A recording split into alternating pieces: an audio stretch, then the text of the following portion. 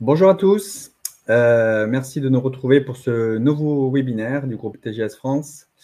Nous allons aborder aujourd'hui la thématique du partage de la valeur avec comment optimiser la rémunération de vos salariés à partir des dispositifs d'épargne salariale.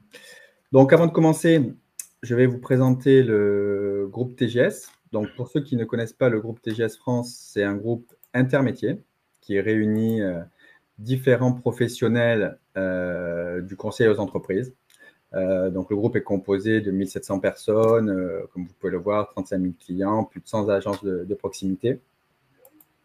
Donc, nous intervenons dans les domaines de l'expertise comptable, le commissariat aux comptes, le droit, avec une filiale avocat, TGS France Avocat. Également, le management et l'organisation, l'informatique et le social, le PRH. Donc, nous avons des clients dans divers secteurs d'activité, comme vous pouvez le voir, de la start-up, industrie, économie sociale, tourisme, BTP naturellement. Nous sommes implantés géographiquement sur tout le pourtour atlantique, avec le siège social qui se trouve du côté de Beaucouzé, dans la région d'Angers. Donc, l'idée, notre approche, c'est d'accompagner le chef d'entreprise, quelle que soit sa taille, sur toutes les problématiques qu'il peut rencontrer durant la vie de son entreprise, dans le cadre de ses projets de développement, dans le cadre de ses projets de transmission également, de cession, également de reprise d'entreprise. Voilà, tous les experts TGS travaillent main dans la main au quotidien pour accompagner l'ensemble de nos clients chefs d'entreprise. Donc, nous fournissons régulièrement de l'actualité à nos clients, au-delà des conseils personnalisés que nous apportons au quotidien. Et nous avons développé depuis quelques années ce qu'on appelle le Club TGS France, donc, qui est dans 5 grandes villes du groupe, qui réunit régulièrement un panel de chefs d'entreprise autour d'intervenants extérieurs ou de TGS sur une thématique particulière. Et comme vous pouvez le voir, actuellement, pour l'année 2024-2025, le sujet, c'est l'intelligence artificielle, donc sujet d'actualité qui concerne beaucoup de métiers et sur lequel le groupe TGS travaille actuellement. Voilà pour cette petite présentation. Donc, je vais me présenter. Je suis Nicolas Sanchez, avocat en droit social associé du groupe TGS. Et j'ai le plaisir aujourd'hui de présenter ce webinaire en compagnie de Thierry Lebideau, conseiller en protection sociale, qui interviendra sur la deuxième partie de ce webinaire et qui aura l'occasion de se présenter à cette occasion. Donc, nous allons parler aujourd'hui du partage de la valeur et d'une nouvelle obligation qui est intervenue depuis le 1er décembre 2023. Donc, vous en avez peut-être déjà entendu parler, la loi de partage de la valeur. Donc, on a souvent un droit du travail qui est plutôt contraignant pour les entreprises, avec des nouvelles jurisprudences, des nouveaux textes, de nouvelles obligations. Là, on va parler d'une nouvelle obligation, mais sur une thématique assez positive, puisque tout ce qui tourne autour de la rémunération collective, ce sont des vecteurs d'attractivité, de fidélisation de votre personnel. Ce qui est important dans une stratégie de rémunération pour vos collaborateurs, c'est d'avoir à la fois un levier individuel pour récompenser l'investissement personnel du salarié. Donc ça peut être via une prime exceptionnelle, via une prime sur le chiffre d'affaires ou via des avantages en nature, voilà, pour vraiment récompenser l'individu. Mais ces avantages-là, ils sont soumis à charge sociale. Donc, ils sont en haut du bulletin de paye et vous avez l'ensemble des cotisations sociales afférentes, patronales et salariales. L'autre volet, dans le cadre d'une politique de rémunération, c'est le volet collectif. Et c'est de ça dont on va parler aujourd'hui. Dans le volet collectif, le gros avantage des dispositifs, c'est que par contre, il y a des régimes d'exonération de faveur, avec une exonération de charges sociales, d'impôt sur le revenu également. Donc voilà, 2 leviers, individuels et collectifs. Et aujourd'hui, on va parler du collectif avec cette nouvelle obligation de partage de la valeur qui concerne donc les entreprises de 11 à 49 salariés. Donc en fait, ce qu'on peut se dire, c'est que le législateur, jusqu'à présent, vous aviez les entreprises de plus de 50 salariés qui avaient une obligation de mettre en place des accords de participation au résultat. Il n'y avait pas d'obligation pour les entreprises ayant un effectif inférieur. C'était les entreprises qui décidaient par elles-mêmes de mettre en place ou pas des dispositifs facultatifs pour être plus attractifs, pour fidéliser le personnel. Là, le législateur vient imposer, comme pour les entreprises de 50 salariés, une obligation. Donc, pour l'instant, elle ne concerne que les entreprises de 11 à 49 salariés. C'est un dispositif expérimental, donc qui est en vigueur depuis le 1er janvier 2025, et qui va concerner certains types d'entreprises, notamment celles qui vont avoir un bénéfice fiscal net égal au moins à 1% de leur chiffre d'affaires au cours des 3 derniers exercices. Donc, pour les entreprises qui clôturent au 31/12/2024, donc l'obligation est à partir du 1er janvier 2025, on va aller vérifier si sur les 3 derniers exercices, 2022, 23, 24, elles ont rempli la condition relative au bénéfice fiscal égal à 1% de leur chiffre d'affaires pour déterminer si oui ou non elles sont soumises à cette obligation. Bon. Si elles sont soumises à cette obligation de partage de la valeur, il faudra qu'elles mettent en place un dispositif permettant de remplir cette obligation. Donc, on les a énumérés ici et on en verra 3 en suivant. Donc, prime de partage de la valeur, l'intéressement au résultat, l'abondement à un plan d'épargne entreprise salariale et également la participation volontaire au résultat. Voilà. Les dispositifs, eux, ils sont déjà connus. Là, ce qui est nouveau, c'est cette obligation, voilà, pour certains types d'entreprises. Mais les dispositifs en eux-mêmes qu'on va voir sont des dispositifs que vous connaissez en principe. Et si vous ne les connaissez pas, ce sera l'occasion de les découvrir. Donc, focus sur ces 3 dispositifs que j'ai énumérés.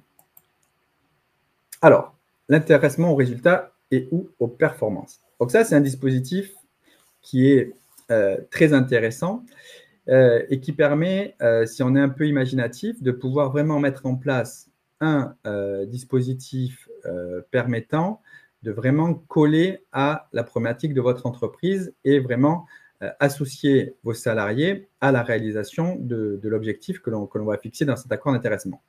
Puisque, comme vous pouvez le voir avec le petit schéma, le but de l'intéressement, donc c'est une optimisation de charges sociales. Donc, c'est que pouvoir verser une prime d'intéressement avec un régime social de faveur, avec des exonérations de cotisations sociales importantes, avec une finalité motiver et fidéliser son personnel. Donc, on a connu et on connaît encore dans certains secteurs d'activité des difficultés pour attirer de nouveaux talents ou encore les conserver. Le marché du travail est très, très concurrentiel. Mais mettre en place ce genre de dispositif, ça permet de différencier du concurrent et de pouvoir capter des collaborateurs, des nouveaux talents que l'on n'aurait pas pu capter. Et le 3e point qui est important, c'est que dans le cadre de la mise en place d'un accord d'intéressement, vous allez pouvoir avoir une maîtrise de ce que vous allez distribuer, puisqu'il va falloir déterminer une formule de calcul. Et dans la réflexion sur la mise en place de cette formule de calcul, donc dans la réflexion avec votre expert comptable, votre avocat, vous allez pouvoir déterminer combien vous voulez verser, dans quelles conditions. Voilà, ça va être encadré. Donc, ça permet d'avoir un effet vertueux. Je suis intéressant pour mes collaborateurs en leur versant une prime exonérée de charges sociales, mais pour moi, je maîtrise quand même l'enveloppe que je souhaite distribuer. Donc ça, c'est ça qui est assez intéressant avec ce dispositif-là. On s'engage, mais en ayant des verrous, en ayant un encadrement. Et c'est pour ça que ce dispositif-là, il faut bien y réfléchir en amont pour pouvoir bien en tirer une substance intéressante. L'intéressement, vous pouvez le mettre sur des critères économiques, notamment par exemple l'atteinte d'un certain résultat qui déclencherait le versement d'une enveloppe d'intéressement. Mais vous pouvez aussi le mettre en place sur des critères de performance, donc qualitatifs.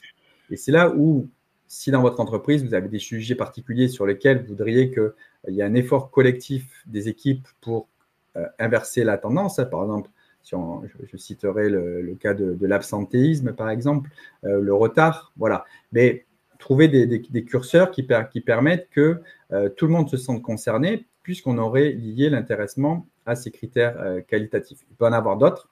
Le seul bémol qu'il faut que je souligne dans l'approche, c'est que quand vous allez aller sur des critères, si vous allez sur des critères qualitatifs, il faut bien que vous ayez un outil de mesure objectif de l'atteinte du résultat pour pas qu'il y ait de critiques par rapport à le déclenchement de l'intéressement ou non. C'est pour ça que les critères économiques sont plus simples, hein, parce que quand on dit qu'il faut qu'il y ait 200 000 € de résultat pour déclencher l'intéressement, bon, mais il suffira de se reporter au bilan de l'entreprise établi par l'expert comptable. Donc là, c'est pas contestable. Bon.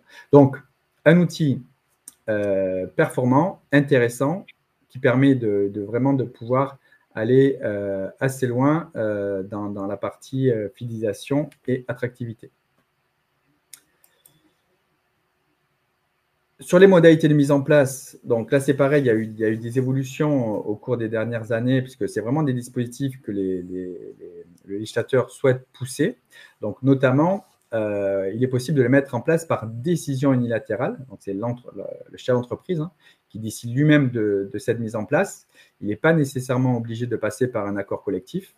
Donc, vous voyez, il y a des conditions à respecter. Mais pendant longtemps, on le mettait en place uniquement par accord collectif, donc soit avec les syndicats s'il y en a, avec le CSE s'il y en a également, ou par ratification des 2/3 du personnel, c'est-à-dire par référendum, c'est-à-dire qu'on présentait un projet d'accord et on demandait aux salariés de se positionner.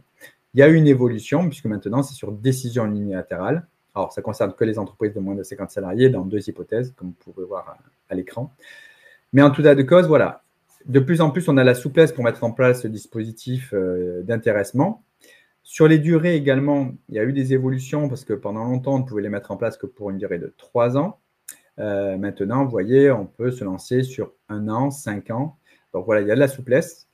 Ça peut être opportun d'ailleurs si vous êtes sur une mise en place de ce genre de dispositif, si vous voulez un petit peu tester le système pour voir, plutôt que s'engager immédiatement sur 3 ans, par exemple, qui est un petit peu le référentiel habituel, vous pouvez très bien faire un accord d'intéressement pour 1 année et puis voir comment ça se passe et puis après envisager d'en remettre un autre pour une durée plus longue. Bon.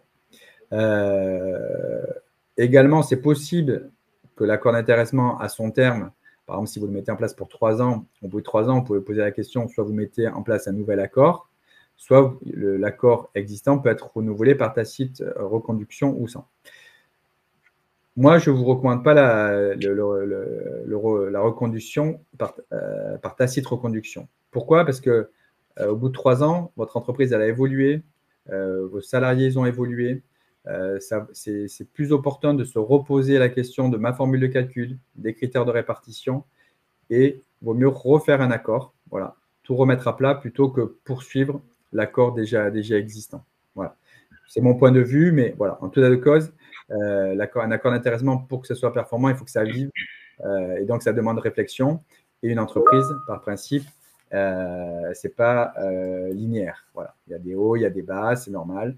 Il y a de la concurrence. Donc voilà, c'est bien au bout de l'accord d'intéressement initial de se reposer les bonnes questions et d'envisager un nouvel accord.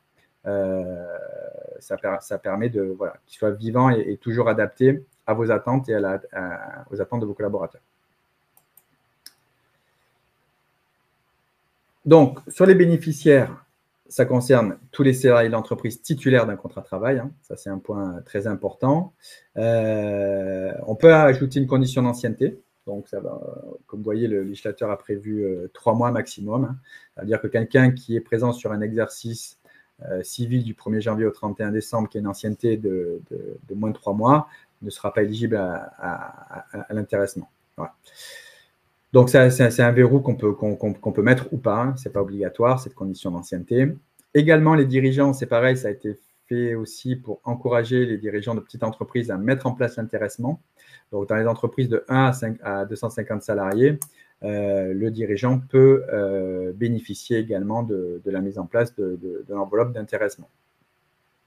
Autre point important également, puisque ça, l'URSSAF, c'est un point de vigilance quand ils contrôlent. Ils vont s'assurer que vous n'avez pas mis en place un accord d'intéressement pour remplacer une prime habituelle qui était soumise à charge sociale. Bon, donc ça c'est pareil, quand vous envisagez de revoir votre politique de rémunération et d'aller sur des outils comme l'intéressement, d'aller sur des outils collectifs, il faut bien se poser la question, est-ce que c'est quelque chose que je veux mettre en plus de l'existant ou est-ce que je veux que ça remplace? Si ça remplace, il faudra respecter certaines conditions pour éviter que l'URSSAF considère que vous avez violé le principe de non-substitution de l'intéressement à un élément de rémunération. Pourquoi? La chose est assez simple, hein. Une prime classique, c'est soumis à charge sociale. Si vous mettez l'intéressement, comme je disais, il y a des exonérations. Donc, forcément, ça fait moins de sources de revenus dans les caisses de la sécurité sociale. Donc, c'est pour ça que l'URSSAF contrôle ce critère de non-substitution. Voilà.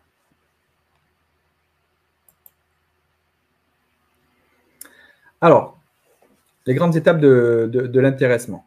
Ça, c'est un schéma qui est important, puisqu'il va falloir écrire l'intéressement, comment il va se déclencher, est-ce qu'on va verser. Donc, le premier préalable dans la réflexion, c'est combien je veux dédier à mon accord d'intéressement. Quelle enveloppe j'envisage de verser au global à mes salariés. 10, 15, 20 000, 30 000, voilà. Tout est envisageable. Il y a des plafonds, mais qui sont assez élevés. Et surtout, l'autre point important, c'est le caractère aléatoire. C'est-à-dire que la formule de calcul qui va engendrer le déclenchement de l'intéressement, ça ne doit pas être automatique que les salariés bénéficient de l'intéressement. Ce caractère aléatoire, il est très important, hein. C'est pour ça qu'on conditionne à un objectif à atteindre, et si l'objectif qu'on a fixé dans l'accord n'est pas atteint, il n'y a pas de prime d'intéressement. S'il est atteint, il y a une prime d'intéressement. C'est en ça que, je disais au préalable, que la mise en place de l'intéressement, ça permet de maîtriser, d'encadrer le système. Schématiquement, si j'ai une bonne année, je verserai. Si je n'ai pas fait une bonne année, si j'ai bien calibré mon accord, je ne serai pas contraint de verser de l'intéressement. Voilà, c'est gagnant-gagnant en fait, hein. C'est vraiment un dispositif pour impliquer le collectif dans la réussite de l'entreprise et dans le partage du résultat. Le deuxième point très important, après avoir déterminé l'enveloppe et s'être bien assuré qu'on a un caractère aléatoire dans la formule de calcul, c'est la répartition. Et là également, il y a des critères légaux qui ont été définis, hein. Donc, la répartition, c'est quoi? J'ai une enveloppe de 50 000 € à répartir entre mes équipes. J'aurai au préalable, dans l'accord d'intéressement, listé le critère ou les critères, puisqu'on peut combiner les critères, pour répartir cette enveloppe. Donc, ça peut être un critère uniforme, c'est-à-dire que mes 50 000 €, si j'ai 100 personnes, je divise, tout le monde aura le même montant. Mais je peux aussi moduler en fonction du salaire. Ce qui veut dire que ceux qui auront les plus gros salaires auront une part d'intéressement plus importante que les petits salaires. Un autre critère de modulation, hein, puisqu'il y en a 3, le troisième, c'est le critère de présence. Donc là, c'est pareil, ça va être en fonction de l'absentéisme au cours de l'année de référence, donc de l'exercice civil si vous êtes sur une année civile. Certaines absences vont venir pénaliser le montant de la prime d'intéressement. Schématiquement, tout ce qui est assimilé à du temps de travail effectif ne pénalise pas un salarié. L'accident du travail, la maternité, c'est des absences qui ne pénalisent pas le droit à l'intéressement. Par contre, une maladie simple, là, effectivement, le salarié verra son droit amputé par rapport à un salarié qui a été présent tout au long de l'année. Pareil sur une absence en solde. Voilà.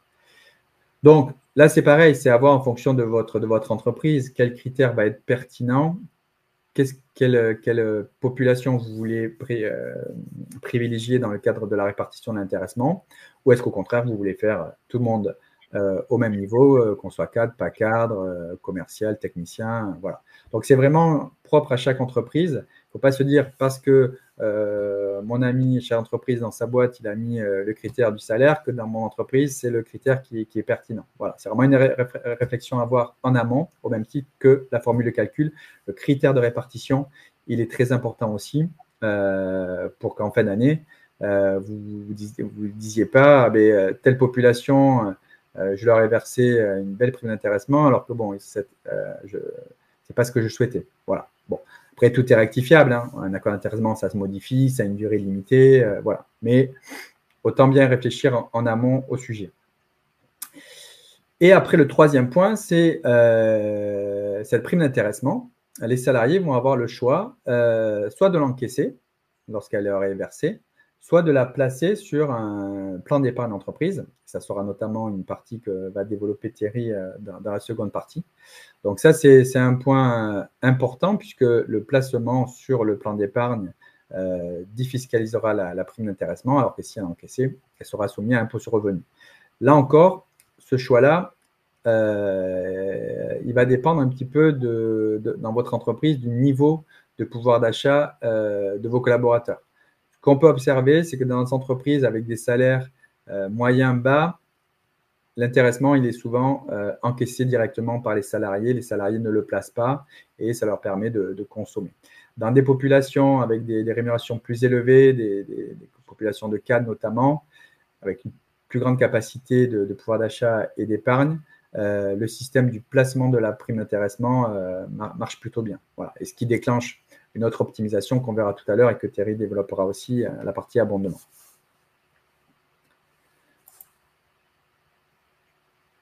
Donc voilà pour l'intéressement.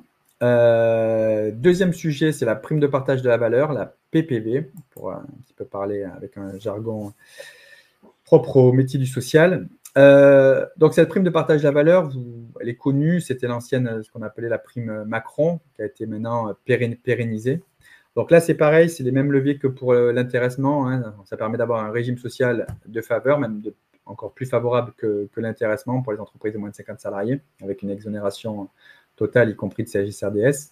Et c'est également aussi un outil de motivation et de fidélisation du personnel, puisque vous pouvez verser de 3 000 à 6 000 euros avec les exonérations de charges sociales que j'évoquais. Donc, c'est quand même des montants qui sont assez intéressants. Et là encore, comme c'est le chef d'entreprise qui décide, ça vous permet de maîtriser une nouvelle fois votre enveloppe de distribution. Voilà. Donc, ce dispositif de la prime de partage de la valeur, c'est plutôt une bonne chose qu'il ait été pérennisé, puisque avant, c'était à chaque fois, c'était du coup par coup, c'était de l'exceptionnel. On ne savait pas si ça allait être remis d'une année sur l'autre. Là, voilà, c'est pérennisé dans le cadre de la loi de partage de la valeur. Donc, c'est un bon outil. C'est aussi un bon outil pour un chef d'entreprise pour commencer à se familiariser et à instaurer, à mettre en place un dispositif de rémunération collective de ses collaborateurs. Donc, voilà, on va dire qu'avant, le premier étage de la fusée, ça pouvait être l'intéressement. Maintenant, avec la PPV, on peut se dire que le premier étage de la fusée, quand on parle d'épargne salariale, ça peut être la PPV, qui va être beaucoup plus souple dans sa mise en œuvre qu'un accord d'intéressement. Donc là encore, les bénéficiaires, c'est collectif, c'est tous les salariés. On ne peut pas se dire, lui, sa tête, elle ne me revient pas ou il n'a pas bien travaillé, je ne lui donnerai pas de PPV. Non, ça ne marche pas. Tous ces dispositifs d'épargne salariale, il y a toujours un côté collectif, même s'il y a des critères de modulation. On ne peut pas exclure un salarié comme on le souhaite. Donc, on peut le mettre en place par accord d'entreprise ou par décision unilatérale. C'est quand même pas mal utilisé en décision unilatérale. C'est à la main de l'employeur de décider ou pas de verser cette prime de partage de la valeur. Là également, attention, pareil, comme pour l'intéressement, principe de non-substitution. Donc, si vous aviez l'habitude de verser une prime de 13e mois, du jour au lendemain, on ne va pas arrêter de verser le 13e mois pour verser une prime de partage de la valeur. Si on doit envisager une substitution de l'un à l'autre, il y a des modalités, ça peut se faire, mais il faut que ce soit encadré. D'accord ? D'où toujours, même pour une prime de partage de la valeur, toujours avoir le réflexe de consulter un professionnel, expert comptable, avocat, juriste, pour bien définir le cadre juridique de versement de cette prime. Donc, comme je disais, la prime de partage de la valeur, c'est un outil collectif, mais il y a des critères de modulation qui sont un peu plus larges que la partie intéressement. Donc, ce qui permet, en fait, en fonction de la population également qu'on veut gratifier, de pouvoir jouer avec les critères de modulation qu'on peut combiner. Donc, c'est ça qui est intéressant dans la réflexion. Donc, des exonérations de charges sociales. Un point important qu'il faut retenir, qui est une nouveauté du 1er janvier 2025, c'est que la prime de partage de la valeur est prise en compte dans le calcul de la réduction Fillon. Alors, le calcul de la réduction Fillon, c'est un allègement de charges patronales qui varie en fonction du salaire et du temps de travail. Donc, plus le salarié gagne, moins on a de réduction de charges patronales Fillon.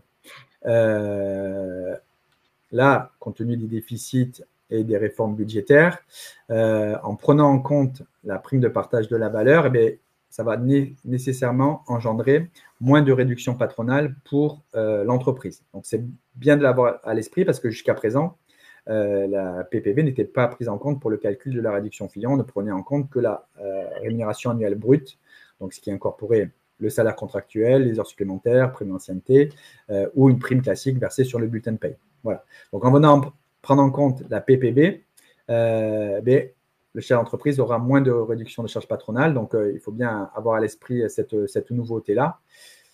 Ça réduit un petit peu l'intérêt de la PPV, je vous l'accorde, même si le dispositif reste quand même très intéressant du fait des régimes d'exonération. L'accord d'intéressement, pour l'instant, il n'est pas prévu que la prime d'intéressement rentre en compte dans le calcul de la réduction Fillon. Est-ce qu'on y viendra? Peut-être, je ne sais pas.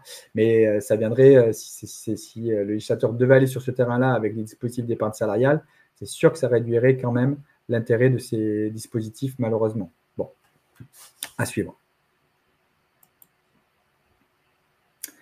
Alors, on arrive à un troisième dispositif que j'ai commencé un petit peu à aborder tout à l'heure. Donc, le salarié a la possibilité de verser sur un plan d'épargne entreprise sa prime d'intéressement ou sa prime de partage de la valeur. Et l'entreprise a la possibilité, avec ses plans d'épargne salariale, de prévoir ce qu'on appelle un abondement. Donc, un abondement, c'est quoi? Moi, salarié, je verse 100 € sur mon plan d'épargne entreprise. Selon les règles d'abondement qu'aura retenu mon employeur, 100, 200, 300%, je bénéficierai d'un complément versé par mon entreprise sur ce plan-là. Donc, je vous ai mis, il y a des montants maximum, c'est plafonné, que ce soit le PE ou le PER collectif. Voilà, donc c'était pour vous présenter ces dispositifs-là qui sont complémentaires à l'intéressement et à la PPV. Donc là, c'est pareil, c'est des choses qui demandent analyse et réflexion pour voir que ce soit bien pertinent et approprié à votre entreprise, puisque l'idée quand même, c'est que de mettre en place ces dispositifs-là, ça doit avoir un effet vertueux sur la fidélisation, l'attractivité et la motivation de vos équipes. Voilà. Donc, je suis arrivé au bout de ma partie. Je vais passer maintenant la main à Thierry qui va développer toute la partie de placement notamment et qui va revenir sur ces dispositifs notamment d'abondement. Donc, je te laisse la main, Thierry. Tout à fait. Écoute, merci beaucoup, Nicolas. Je vais, dans un premier temps, commencer à me présenter, comme l'a fait Nicolas auparavant. Donc, moi, je suis Thierry Lebideau. Je suis conseiller en protection sociale au sein de TGS France Patrimoine. Alors, TGS France Patrimoine fait partie de l'arborescence métier, comme on l'a dit au préalable, dans notre groupe TGS France qui est pluridisciplinaire. Donc, on a un ensemble de métiers, dont le métier patrimonial. Et nous, on accompagne nos clients donc, dans la dimension patrimoniale, donc placement, investissement, défiscalisation, et aussi dans la partie protection sociale dont je fais partie, où on va accompagner nos clients sur la dimension complémentaire santé, prévoyance, retraite et épargne salariale. Et personnellement, alors je ne sais pas s'il y a des participants normands, mais je suis de Normandie. Voilà, c'est pour mettre en avant un petit peu ma région.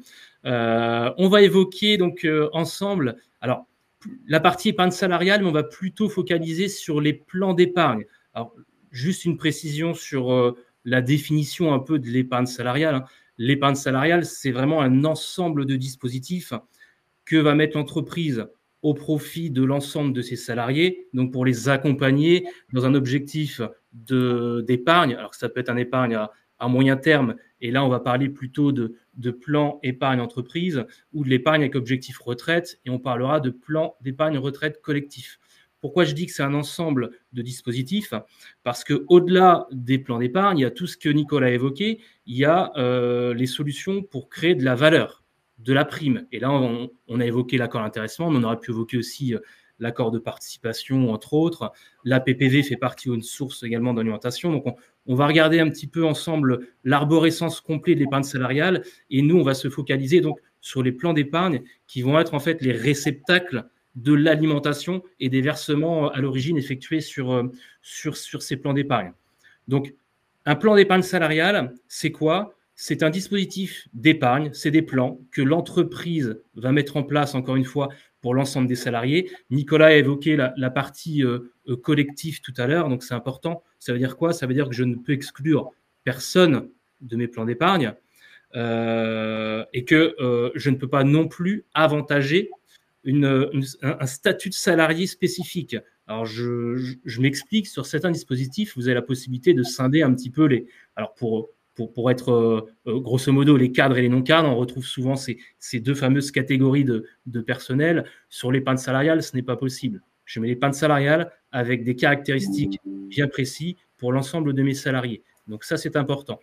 Les plans d'épargne, comme l'intéressement, va bénéficier en fait d'un cadre fiscal et social avantageux, et notamment par le biais du système qu'on a évoqué tout à l'heure, l'abondement. On va y revenir sur l'abondement un peu plus précisément dans les minutes qui suivent.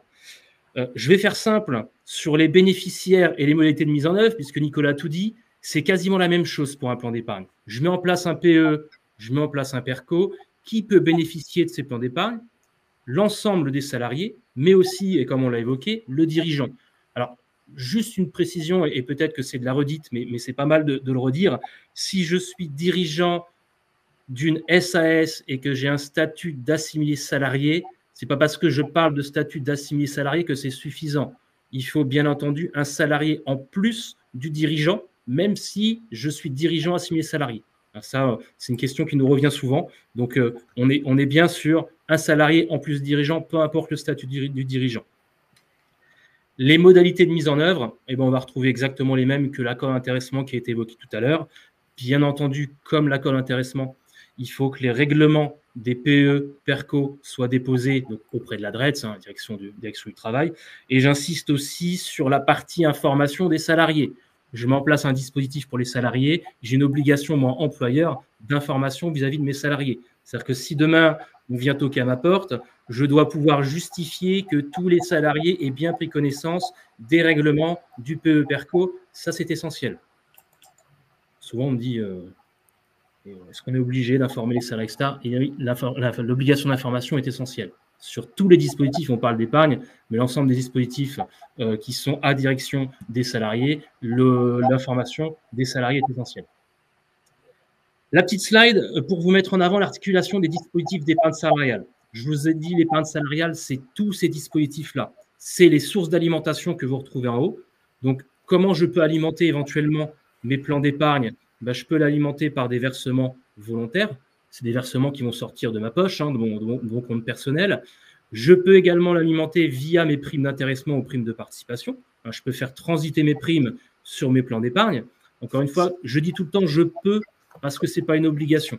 On ne peut pas obliger les salariés à verser leurs primes sur les plans d'épargne. De même qu'on ne peut pas obliger, peu importe les primes, on ne peut pas obliger les salariés de verser sur les primes. On est vraiment sur un caractère facultatif. La prime de partage de valeur évoquée par Nicolas peut être également une source d'alimentation depuis quelques temps des plans. Donc, si on rencontre des fois des plans un petit peu anciens, on va devoir donc faire des avenants à ces plans pour justement ajouter la PPV comme source d'alimentation. Et il y a aussi cette notion de compte épargne-temps. Si dans mon entreprise, j'ai un compte épargne-temps, je peux monétiser mes jours de compte épargne-temps pour les faire transiter sur mes plans d'épargne. Alors, vous voyez les petites, je ne sais pas si on voit bien, mais vous voyez les petites flèches. Alors, entre-temps, il y a l'abondement. Pourquoi la flèche, elle traverse un petit peu l'abondement? Parce que, comme on l'a dit tout à l'heure, l'abondement n'est pas obligatoire.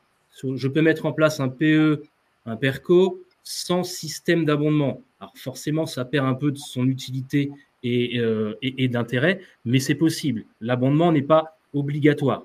L'abondement, je le répète, et ça a été évoqué sur le PE, on ne peut pas faire ce qu'on veut non plus. On a un encadrement réglementaire sur l'abondement PE et sur l'abondement PERCO. Sur le PE-PERCO, on a deux plafonds d'abondement. On a un plafond qui va être exprimé en pourcentage du montant versé et on va avoir un plafond numéraire. Sur le PE et sur le PERCO, très simple, je ne peux pas abonder à plus de 300% des versements. Je répète, l'abondement, c'est le principe qui dit que l'entreprise, donc l'employeur, va venir compléter les versements initiaux du salarié par un système d'abondement. Donc, le salarié va mettre 100 dans son épargne salariale, dans ses plans d'épargne. L'entreprise va venir compléter en fonction des caractéristiques du règlement des plans. Donc, je ne peux pas mettre en place plus de 300% des versements. Et sur le PE-PERCO, on a également un plafond qui est exprimé en pourcentage du plafond annuel sécurité sociale, le fameux PASS, on le voit toujours, qui est quand même un élément important sur beaucoup de dispositifs de protection sociale. On a un abondement maximum de 3 768 sur le PE et il est doublé sur le PERCO. C'est cumulatif, l'abondement. C'est-à-dire que je peux tout à fait cumuler le maximum d'abondements sur le PE et sur le PERCO. Et j'en profite quand je parle d'abondement, notamment sur le PERCO, qui est un plan d'épargne retraite collectif, un dispositif retraite, juste pour vous glisser un petit peu l'information, que sur les plans d'épargne retraite, vous avez donc chacun, vous, moi, tout le monde autour de l'écran, vous avez une enveloppe fiscale qui vous permet en fait de déduire fiscalement les versements que vous pourrez effectuer sur des plans d'épargne retraite, que ce soit individuel ou autre. Il faut savoir que cette enveloppe fiscale, il est commun à l'ensemble des dispositifs plan épargne retraite. Ça veut dire quoi? Ça veut dire que si jamais j'ai bénéficié d'un abondement sur mon plan d'épargne retraite collectif, je vais devoir le déclarer à l'administration fiscale pour qu'ils viennent justement réduire cette fameuse enveloppe, chose qui n'est pas forcément tout le temps effectuée. Donc ça, c'est très important de le savoir. C'est pour ça que je vous glisse un petit peu l'information ici sur la partie abondement. Donc, je peux faire transiter mes versements sur le PE, hein, je vous l'ai dit, PE, plan épargne entreprise. On est plutôt sur de l'objectif moyen terme puisque mes versements seront bloqués 5 ans. Quand on dit mes versements seront bloqués 5 ans, c'est que c'est bloqué à date du versement. Chaque versement sera disponible 5 ans après. On est bien à date du versement. Le plan d'épargne retraite collectif, lui, a plutôt un objectif retraite, hein, comme son nom l'indique, et toutes les sommes que j'ai fait transiter dans mon plan d'épargne retraite collectif vont être bloquées jusqu'à la liquidation des droits à la retraite. Donc, une fois que j'arrive soit après les 5 ans, soit à la liquidation de mes droits à la retraite, je pourrais bénéficier donc des sommes qui ont transité sur mes plans d'épargne comme je le souhaite. Soit je peux le sortir, soit je peux les laisser, soit je peux transférer de mon PE à mon PERCO. Et quand je suis dans mon plan d'épargne retraite collectif, rien ne m'oblige non plus à sortir mes fonds. On va le voir après. L'intérêt de faire transiter tous ces sources d'alimentation, intéressement, participation, versement volontaire, etc. avec, si j'ai un système d'abondement, on comprend bien l'intérêt d'avoir l'abondement et on le verra après illustré en chiffres. L'intérêt, c'est qu'à la sortie, toutes ces sommes-là seront non imposables. Comme l'a dit Nicolas tout à l'heure, si j'ai un accord d'intéressement qui me génère une prime d'intéressement, si je décide de percevoir cette prime, elle sera assujettie à l'impôt sur le revenu. Si je la fais transiter sur mes plans d'épargne, elle peut bénéficier de l'abondement selon mon règlement, mais également à la sortie, je permets à cette prime d'être défiscalisée. Donc, on a vraiment ces deux avantages-là, abondement plus défiscalisation à la sortie. On va le revoir juste après. Je vous ai dit, plan d'épargne, PEE, PERCO, bloqué pour un 5 ans, pour l'autre jusqu'à la liquidation des droits à la retraite. Il y a des cas de déblocage anticipé sur ces plans qui sont un peu plus larges pour le PE, un peu moins larges pour le PERCO, et c'est plutôt des situations de vie un peu compliquées sur le PERCO, quand sur le PE, on a plutôt des choses un peu plus sympas, comme la naissance du troisième enfant, mariage, etc. Donc, on a quand même la possibilité de débloquer notre épargne sur nos plans d'épargne, notamment sur le PE, de manière assez large. Et notez aussi à la fin, vous voyez les trois notions, rénovation énergétique de la résidence principale, aide aux aidants, acquisition d'un véhicule propre. Ce sont 3 nouveaux cas de déblocage qui ont été inscrits dans les plans épargne entreprise qui vous permettent de sortir avant cette fameuse période de 5 ans. Donc, on a quand même des cas qui nous permettent de bénéficier de notre épargne avant d'attendre d'arriver à la date butoir. On a évoqué l'abondement, l'intérêt de l'abondement, etc., les plafonds. Concrètement, pourquoi moi, employeur, je mettrai en place de l'abondement et pourquoi moi, salarié, je ferai transiter sur mes plans d'épargne à des systèmes d'abondement. Alors, il faut savoir que l'abondement entreprise a un régime fiscal et social plutôt avantageux. On va le regarder ici sur le tableau. D'un point de vue social, un peu comme l'intéressement, mais on est sur des niveaux un peu moins forts puisqu'on est à moins de 50 salariés.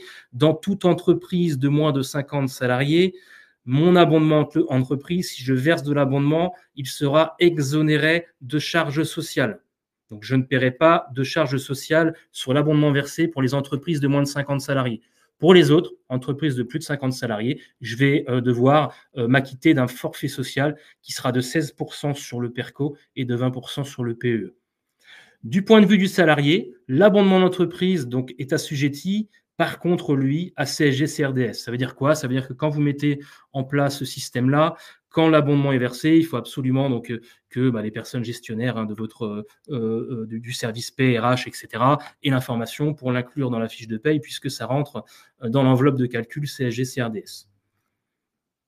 D'un point de vue fiscal, on le répète, l'avantage donc pour l'entreprise, mais comme toute rémunération classique, c'est déductible du bénéfice imposable de l'entreprise. On peut avoir une déduction au niveau de l'impôt sur les sociétés.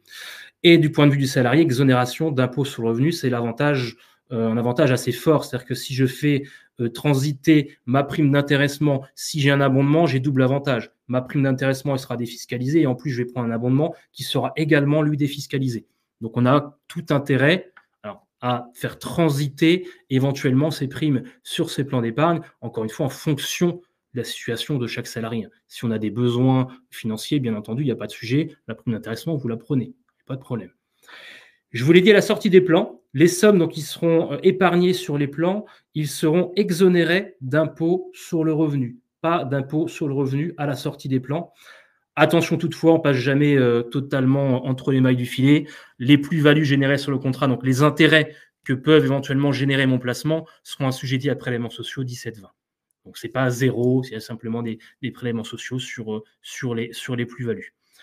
On vous a mis en bas, mais je passe, c'est possible, sur le PERCO notamment, de sortir mes capitaux sous forme de rente, mais dans ces cas-là, j'imposerai une partie de la rente. Est-ce qu'il y a un intérêt ? Libre à chacun de mesurer l'intérêt ou pas de sortir en rente sur ces dispositifs. Hop, je reviens en arrière, je suis un petit peu loin. Un petit tableau pour illustrer, alors on parlait des avantages, etc., mais c'est bien d'avoir des chiffres sous les yeux. L'exemple d'une entreprise qui éventuellement aurait une enveloppe totale de 1 000 euros et qui se poserait la question à savoir, est-ce que ces 1 000 euros, je les verse sous forme de prime classique à mes salariés ou est-ce que je préfère mettre en place un système d'abondement et utiliser justement mes 1 000 euros sur des abondements, pour un abondement sur mes plans d'épargne.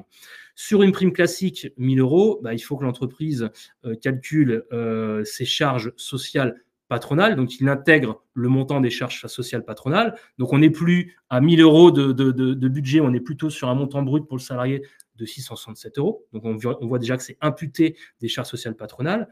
D'un point de vue du salarié, le salarié, il va s'acquitter des charges sociales salariales. Et puis, alors, on a pris l'exemple d'un salarié qui serait éventuellement assujetti à l'impôt sur le revenu à hauteur de 11%. Donc, il va s'acquitter de l'impôt sur le revenu à hauteur de 11%. Globalement, sur un budget d'entreprise de 1 000 euros, ce qui rentre dans la poche du salarié, c'est 475 euros. Si je fais le parallèle avec une prime d'abondement, donc plus de 50, moins de 50, vous voyez la différence. Voilà, on va regarder plutôt la dernière colonne. Si je suis dans une entreprise de moins de 50 salariés, j'ai un budget de 1 000 euros, j'alloue ce budget plutôt sur un système d'abondement. Moi, entreprise, j'ai aucune charge patronale à m'acquitter. Donc, mon enveloppe sera 2 000 euros, puisque je n'ai pas de charge patronale là-dessus. Moi, salarié, je vais simplement avoir à m'acquitter de la CSG-CRDS, donc calculé, et impôt sur le revenu aucun, puisque je la fais transiter sur mes plans d'épargne et qu'à la sortie, je n'aurai pas d'impôt sur le revenu. Donc, quand une prime classique vous génère 475 euros dans la poche du salarié, un abondement éventuel de 1 000 euros sur un PE dans une entreprise de moins de 50 salariés vous permet d'avoir au final, in fine, dans votre poche, 903 euros. Donc, ça permet vraiment de pouvoir voir l'impact et l'intérêt de ce système d'abondement versus une prime classique qui est assujettie donc à toute charge sociale, que ce soit patronale ou salariale. Pour finir, juste mettre en avant également, alors encore une fois, sur un effet de levier, pour mettre en avant l'effet de levier de l'abondement, on est parti sur un exemple. Alors forcément, pour avoir un peu plus d'impact, on est parti sur les critères maximum de 300% d'abondement et de maximum sur le PERCO, juste pour mettre en avant l'effort d'épargne que devrait faire éventuellement l'épargnant. Quand je parle d'épargnant, ça peut être salarié ou dirigeant, versus qui, à la fin, il aurait dans sa poche. C'est-à-dire que si je veux aller chercher le maximum, on l'a vu tout à l'heure, si je veux optimiser ces dispositifs, je mets en place un PERCO avec tes caractéristiques maximum, abondement de 300%, plus on a vu 8% du PAS PE, 16% du PAS sur le PERCO. Donc, moi, épargnant, je fais un versement sur mon PE de 1256, je fais un versement sur mon PERCO de 2500 euros et l'entreprise va venir compléter ses versements à hauteur de 3007 sur le PE, 7005 sur mon PERCO. Donc, moi, ça me fait un effort d'épargne de 3768 euros et je bénéficie d'un abondement, donc 11 003 de versés par l'entreprise. Donc ce qui fait quand même, c'est compliqué de trouver aujourd'hui un placement qui vous permet d'avoir des taux de rémunération de 300%. Donc si on veut me faire le parallèle un petit peu avec ce qui existe aujourd'hui, donc on voit très bien que l'intérêt et l'effet levier de l'abondement entreprise par rapport à l'effort d'épargne que je devrais faire est plutôt un système très intéressant pour les salariés, pour le dirigeant, pour tout épargnant du plan d'épargne retraite collectif. J'attire quand même votre attention sur le fait, et Nicolas l'a bien dit, que quand on met en place ces dispositifs, bien entendu, il y a un échange à avoir avec l'ensemble des conseils, et notamment votre expert comptable, parce qu'on est quand même sur des dimensions économiques et que c'est très bien d'aller chercher le plafond. Encore faut-il bien évaluer l'impact que ça pourrait avoir aussi si l'entreprise devait s'acquitter à un moment donné d'un abondement sur, je ne sais pas, un 10, 15 ou 20 salariés qui va se faire le maximum. Donc, les critères, c'est très bien d'avoir les critères maximum en tête et de voir un petit peu ce qu'on peut faire. Attention, quand on met en place l'abondement aussi dans l'entreprise, on a dit que potentiellement, tout salarié est susceptible de verser dessus. Donc, posez-vous la question que si à un moment donné, moi, dirigeant, si j'ai tous les salariés qui versent au même moment à l'instant T sur mes plans d'épargne et que je dois m'acquitter de l'abondement, est-ce que ça peut poser de difficultés dans la trésorerie d'entreprise? Donc, il y a aussi toute cette notion économique à prendre en compte quand on met en place des critères d'abondement sur ces plans d'épargne. Voilà sur la notion de plan d'épargne, ça ne sert à rien d'aller plus loin. Alors forcément, il y a quelques petites subtilités sur les plans d'épargne. Il y a des possibilités de manière exceptionnelle de faire des abondements unilatéraux de l'emploi, etc.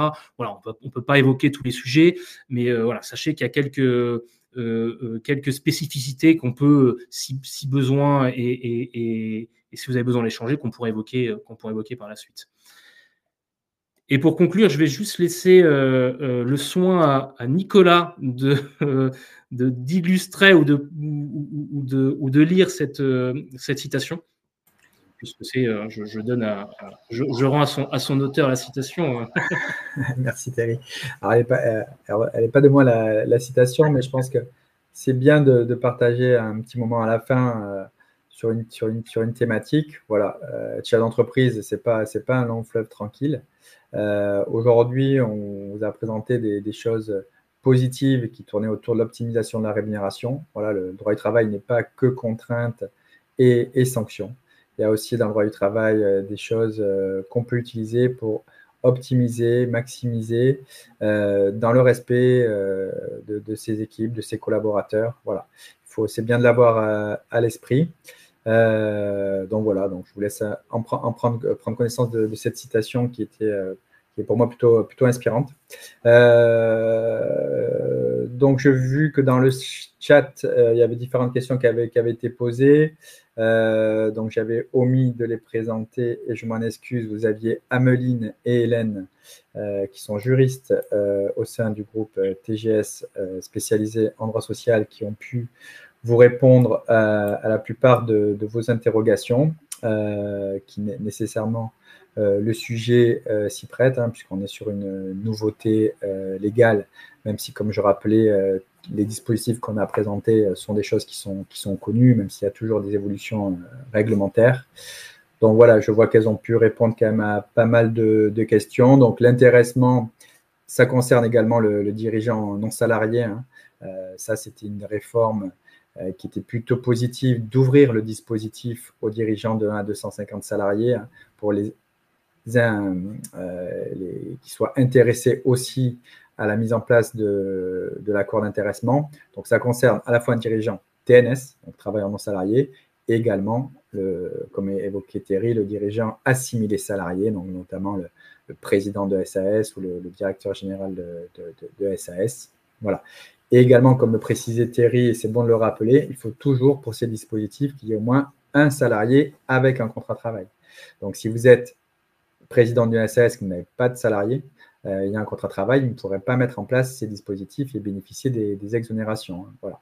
Ça, c'est bien à prendre en compte, cette notion de au moins un salarié ayant un contrat de travail pour pouvoir s'appliquer soi-même le dispositif quand on est dirigeant de petites structures. Enfin, de 1 à 250 salariés, ça laisse de la marge.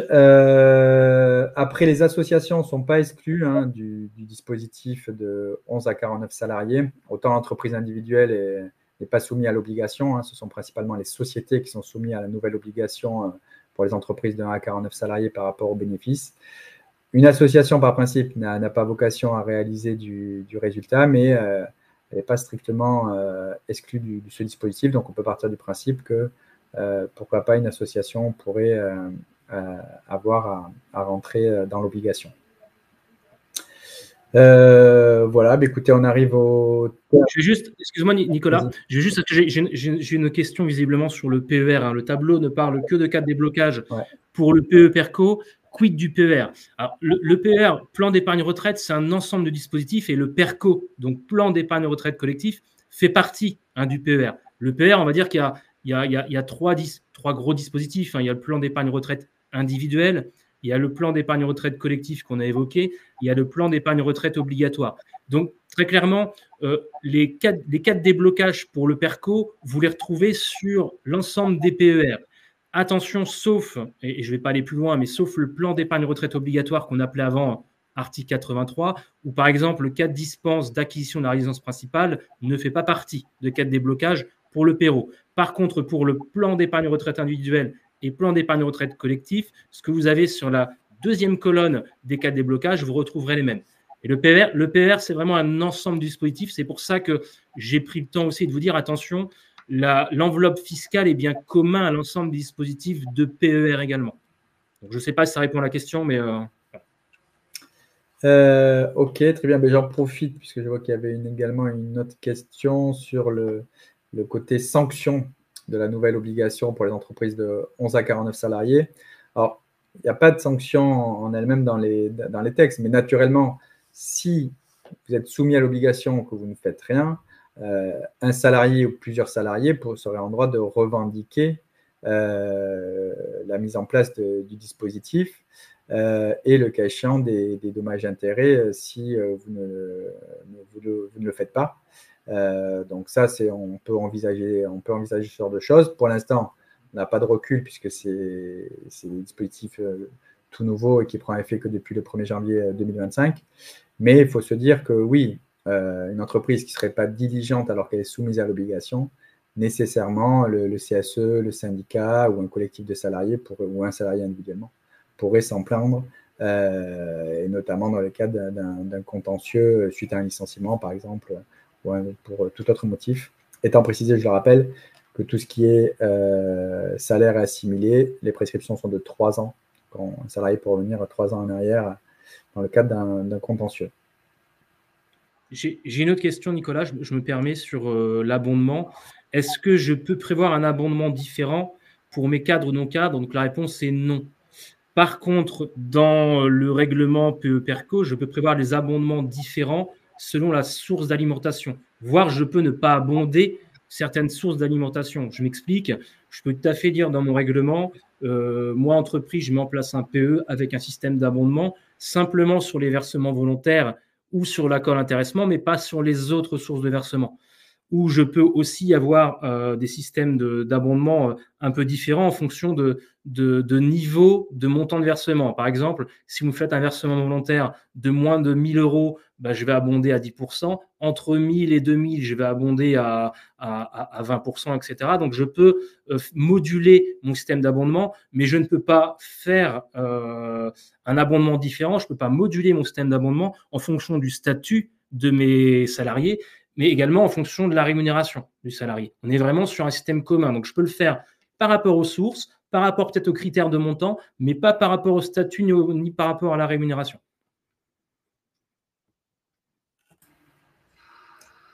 Ok. Bon, nous arrivons donc au terme. Ancienneté 3 mois, pardon, excuse-moi. Ah, oui, ancienneté 3 mois comme l'intéressement. Je peux mettre 3 mois d'ancienneté comme l'intéressement. Et j'arrête là. Non, le timing c'était jusqu'à midi. De toute façon, le support est téléchargeable. Si vous avez des questions, vous pouvez demander à être rappelé, ou également vous pouvez nous solliciter par mail et votre question nous arrivera à Thierry et à moi-même. Voilà, donc le sujet est à creuser hein, avec vos conseils en interne si vous avez des RH, des juristes. Mais voilà, il y a des opportunités à saisir avec ce genre de dispositifs qui sont appelés à se développer au fil des années. Hein. On le voit, le législateur, la volonté, c'est que les entreprises partagent. C'est pour ça que le titre de la loi était intéressant, un partage de la valeur. Hein. C'est gagnant-gagnant entre le chef d'entreprise et les salariés. Donc voilà, donc c'est des dispositifs qui vont amener à se développer nécessairement, même si bon, là, la prise en compte de la PPV d'injection client, c'est plutôt un signal négatif. Espérons qu'il n'y en ait pas d'autres de ce type-là, et qu'on puisse toujours continuer à utiliser ces dispositifs pour optimiser les politiques de rémunération. Voilà. Écoutez, je vous remercie à tous pour votre participation et votre écoute. Et on vous dit à une prochaine fois, puisque le groupe TGS est familier de la plateforme Webikeo et diffuse régulièrement des webinaires sur différents sujets comptables, du droit, du social, voilà, et de l'épargne salariale, du patrimoine également. Merci à tous. À bientôt. Merci à vous beaucoup. Très bonne journée. Au revoir.